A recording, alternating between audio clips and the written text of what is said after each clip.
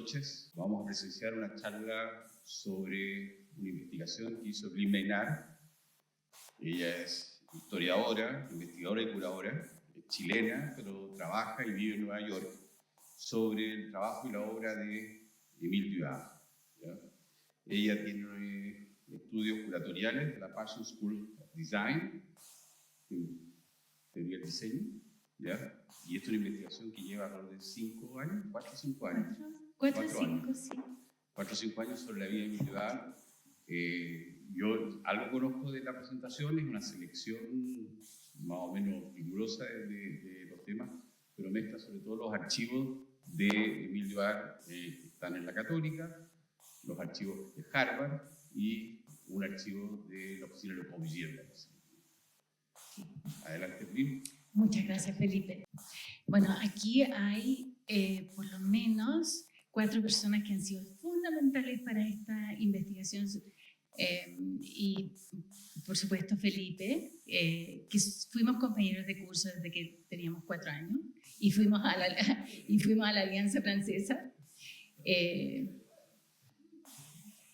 Humberto Elias, que ha sido muy importante en esta investigación, Pilar Barba, muy importante, y Max Aguirre. Muchas gracias a ellos, especialmente a la universidad y a todos los que vinieron. Pero antes de empezar, quería decir de que esta difusión que estoy haciendo de la investigación tiene relación también con haberme ganado una beca Fondat, que dentro de los requisitos es que uno, ¿no es cierto?, haga conocer los resultados de la investigación.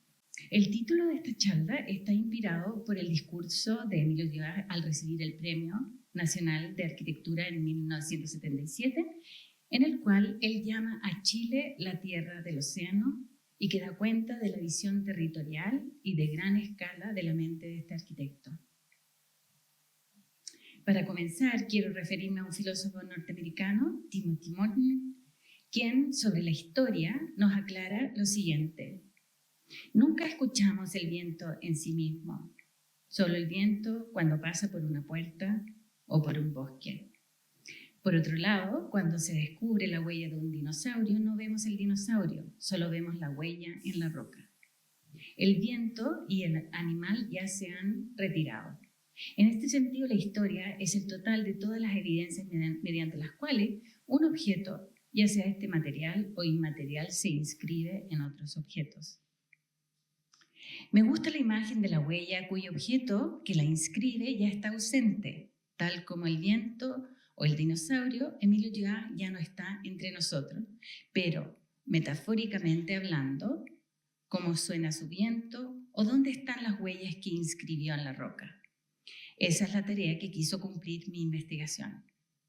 Las evidencias del pasar de Émile Duyard por este mundo las dejó en el entorno construido, pero también están en el archivo de la Universidad Católica, que contiene el grueso de los documentos existentes. Entre ellos está una entrevista de 8 horas conducida por Fernando Pérez Oyarzún y Pilar Urrejola en 1993-1994, que fue absolutamente esencial y que tengo entendido que será transcrita y convertida en un libro prontamente. Para mí, por lo menos, el resultado de mi investigación habría sido muy diferente si esa entrevista no hubiese existido. Desde muy joven, el talento de Émile Duyard fue detectado por algunas personalidades internacionales del mundo de la cultura. Fue presentado en 1955 en la exposición del MoMA titulada Arquitectura Latinoamericana desde 1945, con su Casa Duyard, construida en 1948, que la vemos aquí en el muro del fondo a la derecha. Y aquí está el catálogo de dicha muestra y en el interior hay 2 páginas dedicadas a Émile Duyard y su casa de la calle Vaticano. En el año 2015,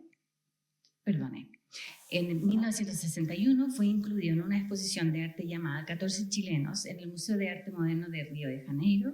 Es el único arquitecto presente entre varios artistas visuales con 28 fotografías, 2 maquetas y 25 dibujos.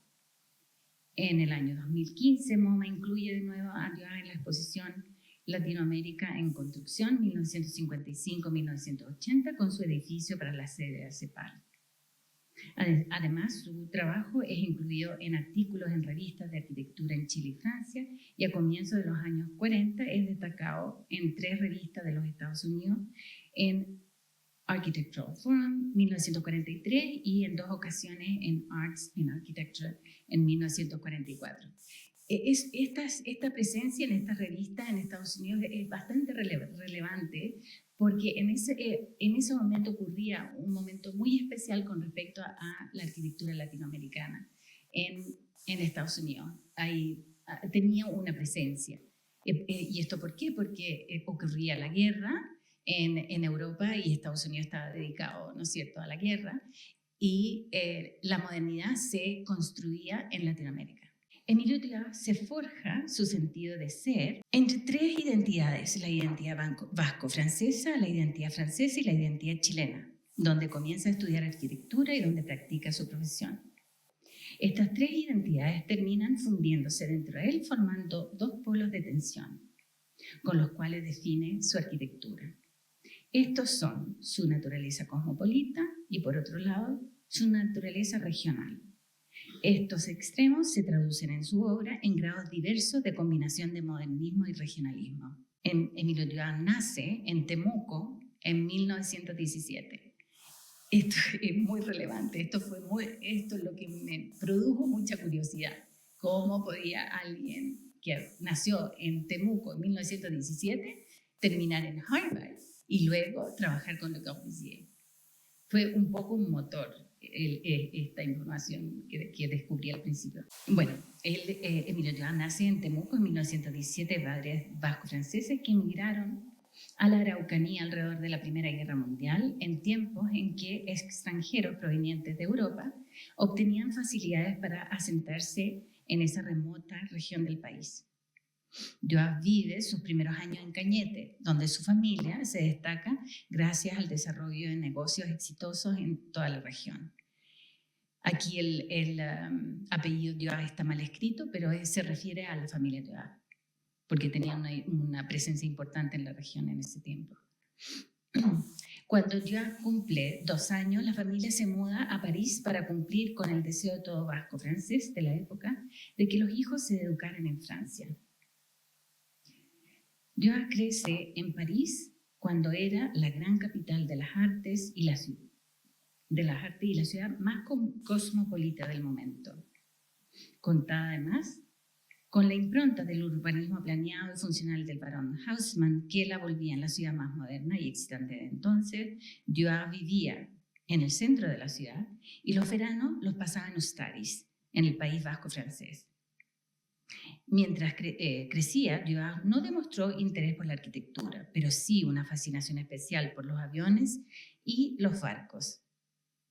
Uno de sus pasatiempos cuando niño fue el construir maquetas navales, pero eso sí se destacaba en el dibujo. Al llegar la crisis de 1929, los negocios de la familia en la Araucanía empiezan a estar en crisis y por ello regresan en el año 1935 a Chile, cuando Emilio Dioa tenía 17 años. Al volver,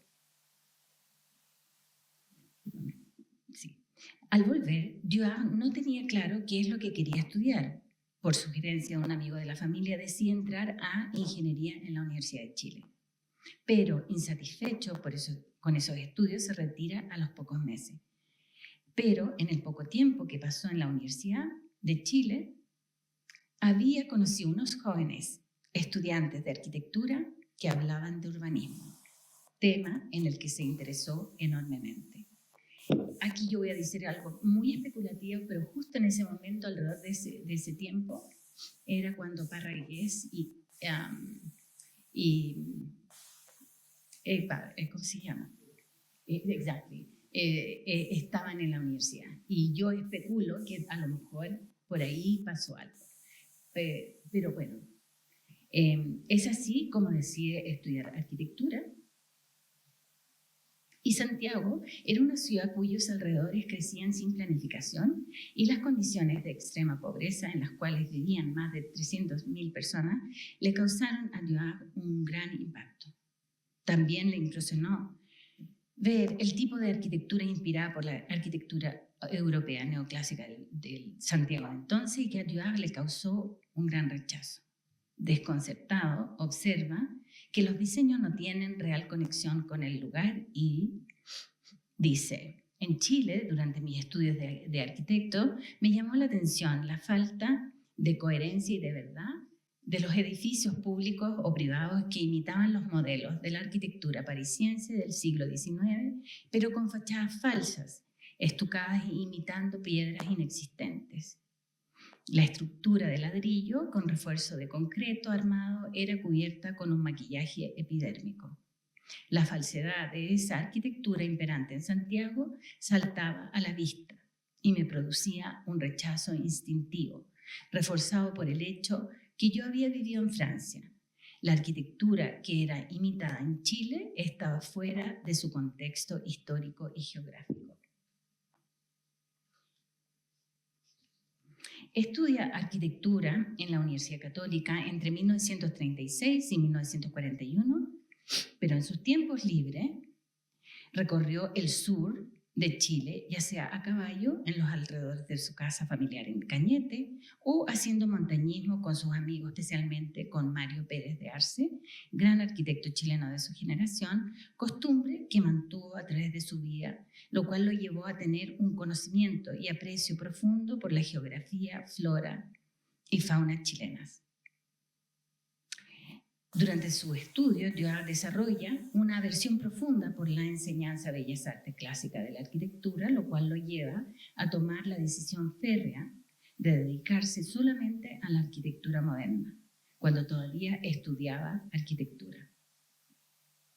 Este péndulo entre lo cosmopolita y lo regional se vuelve a repetir en la vida temprana de Joab, cuando por un lado, en 1939, con un grupo de la universidad viaja a Nueva York para presenciar la Feria Mundial de Nueva York. Un verdadero hito cultural de la época que atrajo a 45 millones de visitantes y cuyo tema central fue construyendo el mundo del mañana. De la feria, Joab solo comenta sobre 2 pabellones.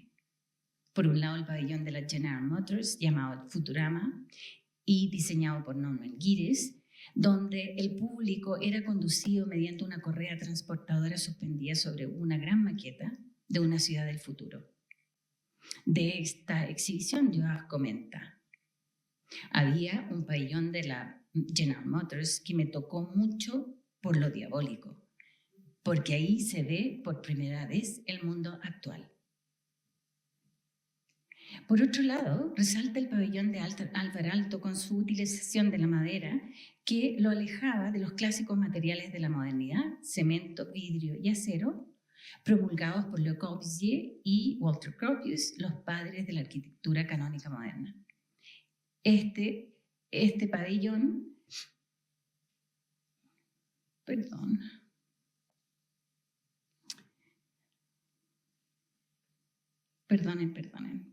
Se me perdió. Este pabellón representaba una arquitectura moderna, pero sincronizada con lo regional. Llama la atención que al año siguiente de visitar Nueva York, al buscar un entorno que lo inspirara para su proyecto de título, Joab viaja por 3 meses a la región de Aysén, en el extremo sur de Chile. El viaje es largo y arduo. Al llegar se encuentra con una región inexplorada de paisajes y climas contrastantes, poblada por algunos colonos dispersos que viven una vida precaria y dura.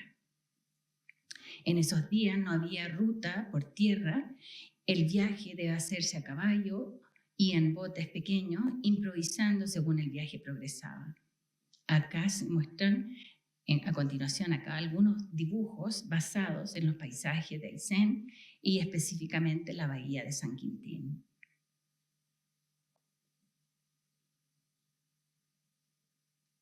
En su proyecto de título, Joan buscó responder a la pregunta: ¿es acaso posible crear una comunidad elemental que, al considerar una realidad primitiva, fuese al mismo tiempo netamente contemporánea? Ubicado en un sitio encontrado en la península de Taitao, en la bahía de San Quintín, el proyecto consistió en el diseño de una base pesquera en un lugar remoto donde combina las condiciones de la naturaleza, los avances tecnológicos de su tiempo y una aproximación modernista a la arquitectura con una detallada separación y articulación de funciones en un contexto urbanístico integrador. La base pesquera cuenta con un centro cívico, con su plaza e iglesia, un área de vivienda para la población, un área industrial. La arquitectura es abstracta, lineal y geométrica, con estructuras rectangulares y en forma de L, sin ornamentación. Los materiales de construcción, madera y piedra laja, son elegidos para así integrar el entorno nativo con la arquitectura moderna, un esfuerzo probablemente inspirado en el pabellón finlandés de Alvar Aalto recién visitado. Joak investiga el clima, la luz, las mareas, la topografía, como también todas las maderas locales, sus características y tamaños, y las usa según sus cualidades mecánicas y acústicas. También incorpora técnicas nativas de construcción, complementándolas con la espacialidad y funcionalidad modernas. El proyecto de Joak es el único que obtiene distinción máxima y llama poderosamente la atención. A pesar de no realizarse, estaba basado en hechos concretos y surge de información real y de un entorno y usuarios específicos. Tanto este proyecto de tesis de 1941 como la Casa Lavé, que ya veremos enseguida, diseñada en 1942 junto a Héctor Valdés Phillips, amigo y destacado arquitecto nacional, son proyectos que están impregnados de las más profundas reflexiones sobre la arquitectura, donde pone a prueba sus ideas. Joak se gradúa con honores y es contratado por la Corporación de Reconstrucción y Auxilio, creada tras el terremoto de 1939, cuando la mayoría de las muertes ocurrieron por derrumbe de construcciones coloniales hechas en adobe. Durante este periodo, Joak se dedica al estudio de la construcción en adobe y material natural y disponible con una población que conocía sus métodos de construcción. Buscaba además las raíces de una arquitectura propia que surgiera del entorno. Al recibir el encargo de la Casa Lavé, una casa de fin de semana que era una novedad en aquel tiempo, decide utilizar el adobe como uno de los materiales para su construcción. La casa estaba ubicada en la dehesa, en las afueras de Santiago. El diseño resalta la tipología de casa de campo chilena, pero con una diferencia. Los dormitorios y la cocina y el área de servicio son más íntimos y tradicionales. En contraste, la zona del living comedor posee un techo a un agua con la altura mayor abierta hacia la terraza para una óptima vista del paisaje, con unos grandes ventanales corredizos que van de piso a cielo. La estructura de la casa en su conjunto, con su sólida base de piedra, el espesor de los muros de adobe, la construcción de madera en las zonas de estar y comedor, la levedad de la techumbre y la flexibilidad de las uniones, todo estaba concebido para moverse al unísono en caso de terremotos. Reflexionando sobre la importancia de la casa, Max Aguirre, aquí presente, un prominente historiador e investigador chileno del modernismo, afirma: esa casa es notable. Si uno sitúa esa obra en el año en que está construyéndose, en 1941, se está adelantando en décadas al famoso regionalismo crítico de los 80, destacado por Kenneth Frampton, una casa pionera correspondiente incluso con esa misma independencia de los arquitectos escandinavos como Alvar Aalto, capaces, sin desechar los materiales naturales, de hacer arquitectura moderna. Entre tradición y modernidad, en la Casa Lavey, el adobe estaba al centro de la investigación, material con el cual Dewar continuó experimentando tanto en Chile como durante el periodo que vivió en los Estados Unidos a principios de los años 40. Antes de partir a Estados Unidos, diseña también otra residencia de campo en adobe, la Casa Larraín, con Mario Pérez de Arce. Dewar persigue la posibilidad de usar el adobe por largos años, hasta que la resistencia a su uso por parte de distinta gente lo llevaron a abandonarlo, ya que él no podía en contra de parámetros culturales que veían el adobe como representativo de la pobreza. En la década entre 1942 y 1952, Emilio Dewar conoce y trabaja con dos de las más renombradas figuras de la creación del modernismo internacional, Walter Gropius a la izquierda y Le Corbusier a la derecha.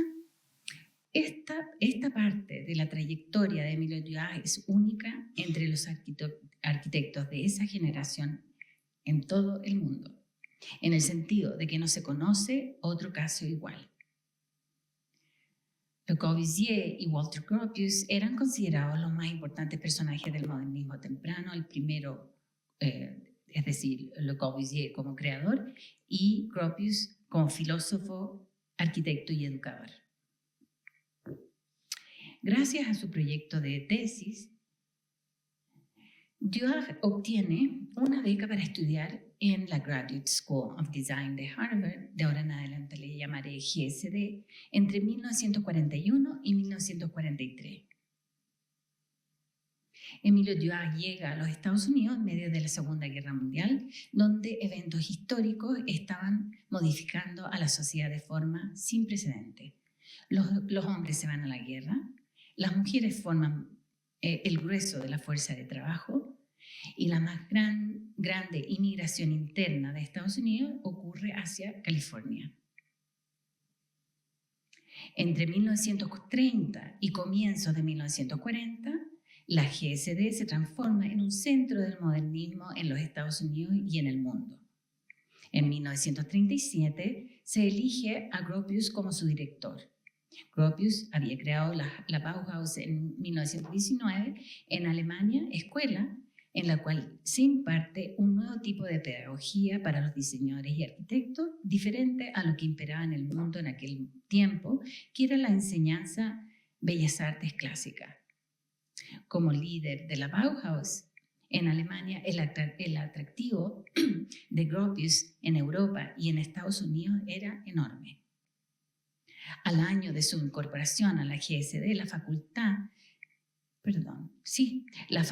se transforma en la institución líder en enseñanza de la arquitectura en los Estados Unidos. Para cuando Gropius cumple 10 años enseñando en Harvard, la filosofía pedagógica moderna había ya reemplazado el sistema Bellas Artes en las escuelas de arquitectura de todo Estados Unidos.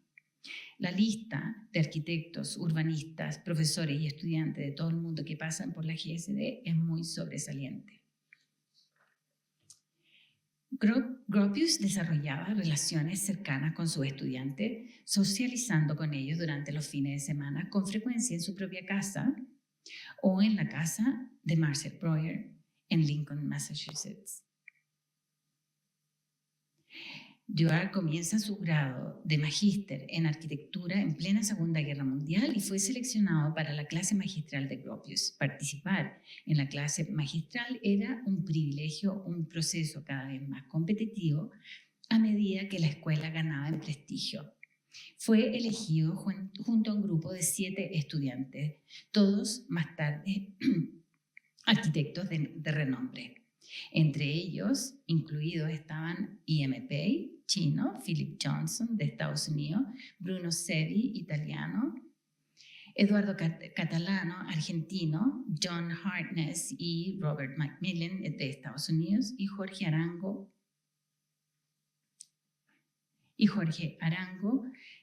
colombiano. Dewar desarrolla una relación cercana con Gropius, Breuer, Philip Johnson, E.M. Pei y Jorge Arango. Durante los estudios de maestría en la GSD, los alumnos tenían que completar 4 proyectos y acá se muestra uno de los que completó Joab, una escuela de artes dramáticas que está en los archivos de Harvard. Sobre la GSD, Joab dice: fue una etapa muy importante que me permitió compenetrarme directamente con el aporte de los pioneros de la arquitectura contemporánea, con las facilidades y el rigor de una universidad que era un lugar de intercambio internacional. En Gropius encontré un ser de una calidad humana excepcional. Con él perfeccioné mi pensamiento arquitectónico y el interés por la técnica. El trabajo fue con énfasis en los grandes planos urbanísticos y en los problemas de vivienda. Durante su estadía en los Estados Unidos y estando aún en la GSD, uno de los momentos memorables para Joab fue la participación en 1943 junto a Ian Pei, su amigo, del renombrado concurso Diseño para la Vía de Posguerra, obteniendo el segundo lugar, ganando gran atención y notoriedad. El primer lugar lo ganó Eero Saarinen, gran arquitecto modernista de ese momento. El proyecto es una estructura prefabricada de 2 pisos con una unidad de servicio independiente al centro, más pequeña y con esquinas redondeadas. Los arquitectos buscaron reformular la naturaleza del espacio habitable, ya no centrado en la dueña de casa, en la cocina, sino facilitando aspectos de eficiencia y ahorro de tiempo. Después de completar su estudio en Harvard, Joab trabaja un tiempo breve con Gropius y su socio Conrad Moshman para la comercialización de un sistema de viviendas prefabricadas llamado The Package House System. Este dibujo que ven ustedes acá fue encontrado en el Museo Bush-Reisinger de Harvard, que es testigo de ese periodo. Durante su estadía en Estados Unidos, Joab llega a tener una relación cercana con Gropius, lo cual la mantiene la mantiene durante toda la vida. Acá hay un par de correspondencias de Walter Gropius a Emilio Joab, una del año 43 y la otra del año 51. Leerlas nos tomaría mucho tiempo, pero se ven, digamos, cuando uno lee la correspondencia, se ve la cercanía de la relación. Luego, Joab se muda a San Francisco, donde trabaja para el arquitecto Ernest Camp en viviendas prefabricadas para los trabajadores de los astilleros Kaiser. Ernest Camp, 1911-1999, fue un arquitecto modernista conocido principalmente por su arquitectura educacional. Fue también destacado por numerosas ideas y aplicaciones de prefabricación y estructuras modulares. El contacto con Camp fue muy provechoso para Joab. Él lo calificó así y permanecen en contacto por toda su vida. Cuando vuelve a Chile, en 1944, Joab es invitado por su profesor de tesis, Sergio Larraín García Moreno, a ser profesor asistente en su taller de 5º año y junto a Mario Pérez de Arce y Manuel Marchand Lyon. Los proyectos realizados por los estudiantes representan para ellos un laboratorio teórico donde ponen a prueba sus ideas sobre urbanismo y vivienda económica. En 1949, Joab es nombrado profesor de urbanismo. Posteriormente, en 1951, es nombrado profesor titular de la Facultad de Arquitectura de la Universidad Católica.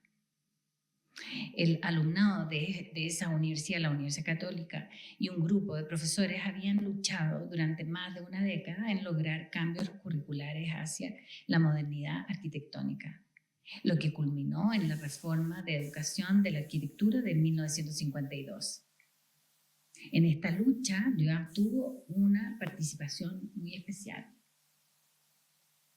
Alberto Cruz Covarrubia, quien era profesor del taller de 1er año, y Joab desarrollan una amistad cercana. Quieren cambiar la enseñanza de la arquitectura en la escuela y entre 1945 y 1947 especulan sobre cuál debía ser ese cambio. Lo hacían en las tardes por horas en la Casa Vaticano donde vivía Dewar. Alberto Cruz tomaba nota. Es acá donde Dewar vierte todo lo aprendido y observado en cuanto a enseñanza de la arquitectura en Estados Unidos y todo lo que aprendió con Gropius y el entorno de personalidades de las cuales tuvo conocimiento. Dewar colabora así en la elaboración de un nuevo paradigma educacional para los arquitectos chilenos. Alberto Cruz crearía después en Valparaíso, en 1952, una de las escuelas de arquitectura experimentales más famosas del continente. Desde 1945 y hasta 1951, después de Harvard, pero antes de integrar el atelier de Le Corbusier en París, Dewar trabaja como socio con su profesor y destacado arquitecto nacional Sergio Larraín García Moreno. Es así como la oficina se concentra en incorporar las primeras tipologías de estructuras arquitectónicas que van con el tiempo estableciendo el modernismo en el país. Durante ese periodo, todos sus proyectos son influenciados profundamente por Walter Gropius y el modernismo internacional de los Estados Unidos, y en el caso de edificios educacionales, por Ernest Camp. Dewar diseña alrededor de 10 viviendas unifamiliares, de entre las cuales conservará siempre un especial cariño por la primera, las Casas Pinto, de 1945, una vivienda en dúplex, en un lenguaje arquitectónico, y como él lo dijo, que rompía definitivamente con la práctica de los estilos y que era extremadamente austera, parca, simple, refinada, utilizando una construcción racionalizada y prefabricada. Las casas pareadas en aquel tiempo son notorias por ser una absoluta novedad. Eventualmente llegarían a ser un modelo reproducido innumerables veces, especialmente en barrios de ingresos medios y medios bajos. En 1946, Dewar diseña de forma independiente la nueva ciudad, Presidente Ríos, entre Concepción y Talcahuano, considerada la primera ciudad construida desde cero en Chile. Y finalmente, entre los trabajos notables que Dewar realiza asociado con Larraín antes de 1951 está el Colegio Verbo Divino de 1948. Como arquitectos están también Mario Pérez de Arce y Alberto Pibonca, quienes son grandes figuras del movimiento moderno en Chile. Este colegio es un ejemplo que surge de los principios modernos sobre arquitectura educacional. Los edificios debían ser flexibles, las dimensiones predeterminadas de las salas de clases son las unidades centrales. Deben poseer luz natural y ventilación adecuada y estar en contacto con la naturaleza. En 1951 y 1952, Dewar trabaja en el atelier de Le Corbusier en París. La oficina de Le Corbusier era el lugar donde todo arquitecto quería trabajar en ese entonces y era un enorme prestigio. El contacto lo facilitó Walter Gropius. Se suma al equipo de trabajo cuando la oficina dedicaba toda su energía al proyecto de Chandigarh en India, obra emblemática de la modernidad de Le Corbusier. Dewar cuenta que Le Corbusier llegaba en las tardes, después de dedicar sus mañanas a la pintura y a escribir. Le Corbusier iba de mesa en mesa corrigiendo los avances del día, dándole así forma a sus proyectos.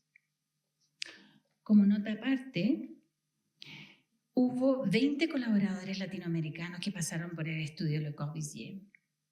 De entre ellos, hubo 4 chilenos: Roberto Dávila Carson, Roberto Mata Echaurren, Emilio Dewar y Guillermo Julián de la Fuente, quien dirige el taller hasta la muerte de Le Corbusier en 1965.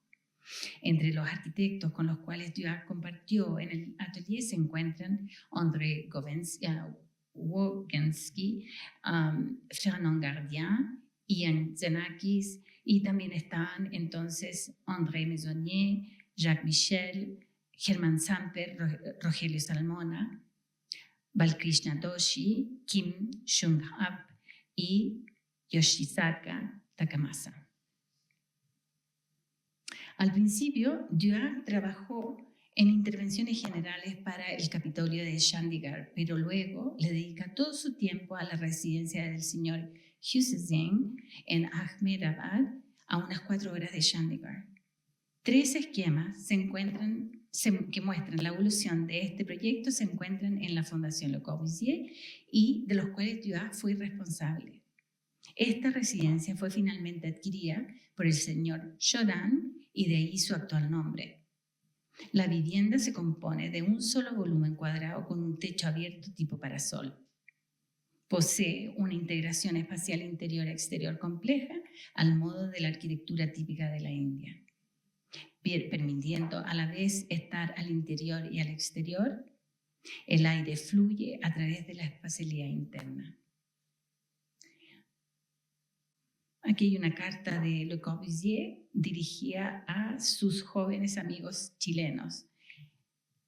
No da los nombres, pero yo supongo que son los 4 ex asistentes.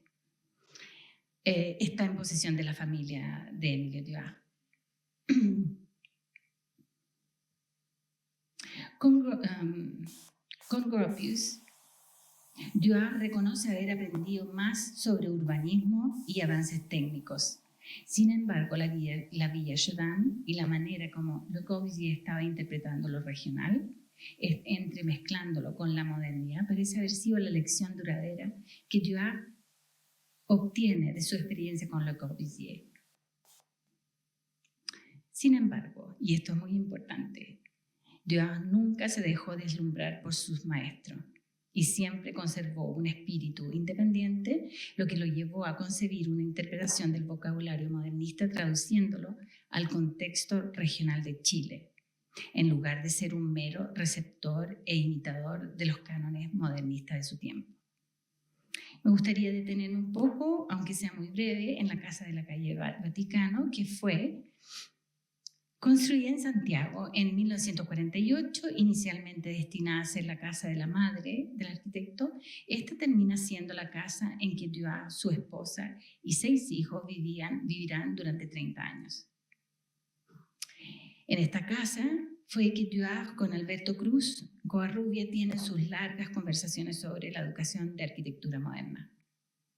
El muro frontal exterior que deslinda con la vereda hace referencia a las típicas casas coloniales de Chile. El resultado es una casa recogida en sí misma, compuesta por varios patios interiores que aluden tanto a los patios interiores de las casas coloniales chilenas como a la casa de los 3 patios diseñada por Mies van der Rohe en 1938. En 1993, a propósito de la casa, la hija de Dua, Violaine, rememora. Era una casa muy cálida. El living era exquisito. Nos juntábamos siempre todos ahí. Se tocaba mucha música clásica, mucha música francesa. Y mi papá, cuando llegaba de la oficina tarde, se ponía a regar este jardín que estaba maravilloso. Entonces prendía las luces de afuera, apagaba un poco las luces del living y ponía música concreta. Parece que todavía no había llegado a Chile ese estilo de música. Eran puros sonidos. Nos tendíamos todos en los sillones en una semipenumbra a escuchar esta música. Era muy entretenida la vida.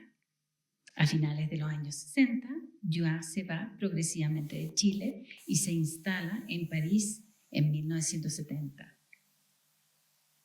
La obra de Emilio Dua es diversa, difícil de analizar como un continuo por su búsqueda constante y por su espíritu inquieto. Su producción es increíblemente variada. Él consideraba cada proyecto como una instancia única donde la estética es una consecuencia de todo un proceso de depuración muy fino. Como ya lo vimos, él estuvo en una búsqueda por la aplicación del adobe para solucionar los problemas de vivienda. Al no ver una vía posible para su uso, se interesó en la prefabricación, siempre pensando en su lema que la arquitectura debía servir para todo el mundo. A todo el mundo, más bien. La arquitectura era para Dewar también una experiencia corporal en donde el cuerpo transita, mira, piensa y reflexiona. Él fue también un arquitecto protoecologista, cuidando siempre de considerar la naturaleza y utilizando modos pasivos de conservar recursos y energía. Él hizo a través de los años un conjunto particular de proyectos con una predominancia por la exploración de una tendencia regional que gobierna la expresión arquitectónica. Este grupo de proyectos incluye, como lo vimos, la base pesquera de San Quintín, la Casa Lavé, la Casa Larraín, pero también la Casa Echeverría en Zapallar, que fue una renovación. Esta es la casa original, que fue convertida en una casa con un techo de coirón. Él había intentado utilizar coirón muchas veces y nunca le había resultado. Finalmente lo hace acá. Esta casa aún existe en Zapallar y fue renovada en 1953. En este mismo grupo está la hostería de Ancud, en Chiloé, de 1962, y la hostería de Castro, Chiloé, 1962. Muy motivado por implantar en Chile el modernismo, él se involucra en la introducción de nuevas tipologías de edificios como los de placa y torre, como el edificio, este es el edificio Plaza de Armas. ¿Sí o no? Sí. Introduce además nuevas soluciones estructurales de arquitectura antisísmica, como ya lo vimos desde muy temprano en la Casa Lavé, pero también en el complejo Carossi y en el edificio de la CEPAL, que vamos a visitar un poquito más adelante.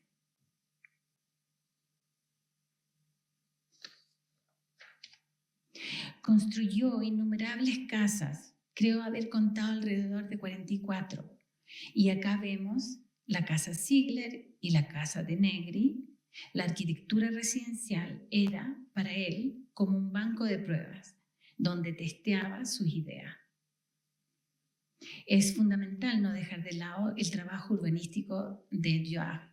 Aparte de su función académica, para él el urbanismo era primordial para sostener la vida humana, pero también como construcción de comunidad. Dentro de sus obras destacadas están el Jardín del Este, que vemos acá todavía, una maravilla, un oasis en la ciudad, que al quebrar la grilla urbana con calles sinuosas, el peatón predomina. Hay un silencio inusual para estar en plena urbe y los pájaros merodean con confianza. Está también la urbanización Achupayas, que no fue construida.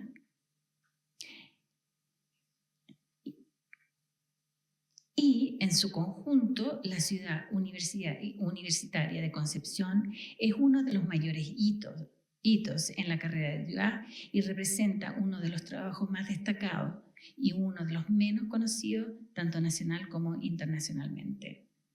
Y junto con todos los otros proyectos de urbanismo, el Foro Abierto es un testimonio de la atención de Dewar por la búsqueda del ser humano, por el contacto con el prójimo y la congregación comunal, y su interés por los centros cívicos y creación de comunidades.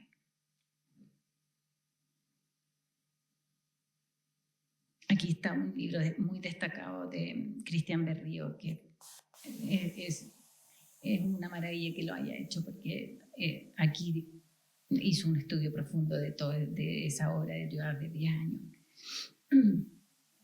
En su obra máxima, el edificio de la CEPAL hace una elaboración absolutamente refinada de una interpretación conceptual de la cultura regional. Este proyecto consolida a Dewar como una figura clave del modernismo en el país y en el continente. Es hoy un hito de la arquitectura moderna Esta obra fue creada entre 1960 y 1966 y está ubicada cerca del Cerro Manquehue y del río Mapocho.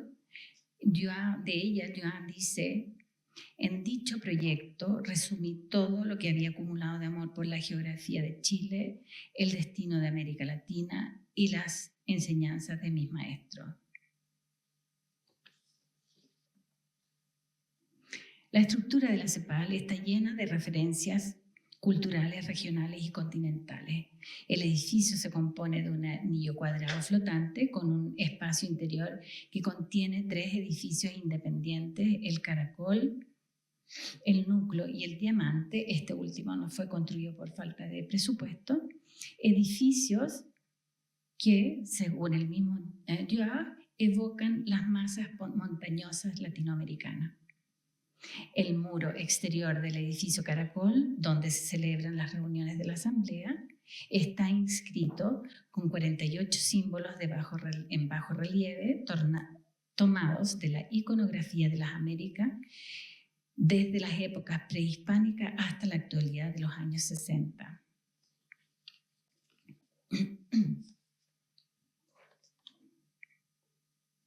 Las medidas del anillo son casi las mismas que las dimensiones de la cuadra del trazado español, 100 metros cuadrados. El complejo de la CEPAL hace también referencia al patrón de la casa colonial española, con sus patios interiores rodeados por la vivienda y por último, la planta del Palacio de la Moneda fue considerada como inspiración por ser una estructura institucional con una gran cantidad de oficinas distribuidas en torno a patios y circunscritas en una cuadra típica. Las aguas lluvias se recogen en las terrazas del anillo y son conducidas por canaletas para salir por 16 gárgolas que caen en sus respectivos bateas de concreto. Luego, las aguas convergen en un canal principal y circulan entre los 4 patios, regando la vegetación a través de acequias de irrigación, un detalle característico de los patios interiores de la Casa Colonial chilena. Finalmente, las aguas llegan a la gran laguna al frente del edificio, las que luego serán reutilizadas para el sistema de aire acondicionado del complejo. La construcción estructural antisísmica del edificio desafía la gravedad. El anillo cuadrado periférico está suspendido gracias a 28 columnas que lo soportan y cuyas formas aluden a los templos mayas y aztecas.